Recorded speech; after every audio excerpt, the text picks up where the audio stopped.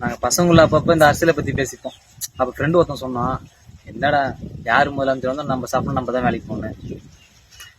I understanding. But விவசாயம் பண்ணுற நமக்கு சாப்பாடு ஈஸியாக கிடைக்கும். பணம் இருக்கிறவன் வாங்கி சாப்பிடுவான். அந்த பணம் வேணும்னா ஒரு நல்ல வேலை வேணும். ஒரு நல்ல வேலை வேணும்னா ஒரு நல்ல படிப்பு வேணும். ஒரு நல்ல படிப்பு வேணும்னா ஒரு நல்ல கல்வி வேணும். ஒரு நல்ல கல்வி வேணும்னா ஒரு நல்ல கல்வி அமைச்சர் வேணும். ஒரு நல்ல கல்வி அமைச்சர் வேணும்னா ஒரு நல்ல முதலமைச்சர் வேணும். ஒரு நல்ல முதலமைச்சர் வேணும்னா முதல்ல இந்த திமுக அதிமுக ஓட்டு போறது நிறுத்துங்க.